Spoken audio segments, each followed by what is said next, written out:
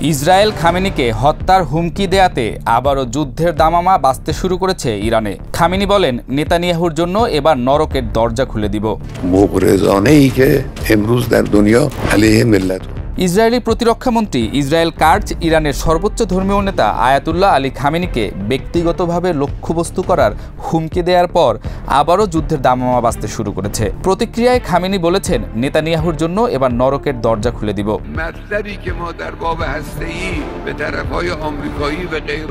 Ramon এয়ারবেসে এক অনুষ্ঠানে কার্জ সরাসরি হুমকি দিয়ে বলেন, একনায়ক খামেনির কাছে আমার স্পষ্ট বার্তা, ইসরায়েলকে হুমকি দিতে থাকলে আমাদের দীর্ঘ হাত আবারও তেহরানে পৌঁছাবে, আর এবার তোমার কাছে ব্যক্তিগতভাবে। তিনি আরও যোগ করেন, হুমকি দিও না, না হলে আঘাত পাবে।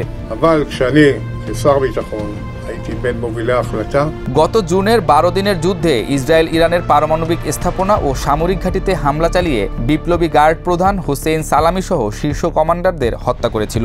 যুদ্ধের সময় ইসরায়েল খামেনিকে হত্যার পরিকল্পনা করলেও তিনি ভূগর্ভস্থ বাংকারে লুকিয়ে থাকায় সফল হয়নি।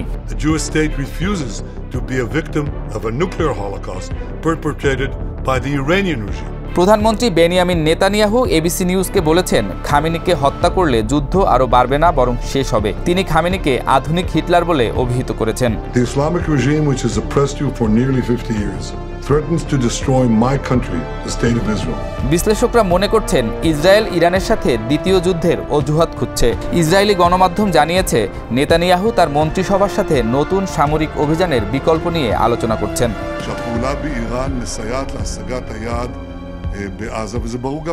ইরানের পক্ষ থেকে বিপ্লবী গার্ডের নতুন প্রধান মোহাম্মদ পাকপুর হুমকি দিয়ে বলেছেন, শিশু হত্যাকারী এই শাসক গোষ্ঠীর জন্য শীঘ্রই নরকের দরজা খুলে যাবে। খামেনি সতর্ক করে দিয়েছেন, আমেরিকা যদি সামরিকভাবে জড়িত হয় তাহলে এর ক্ষতি হবে অপূরণীয়।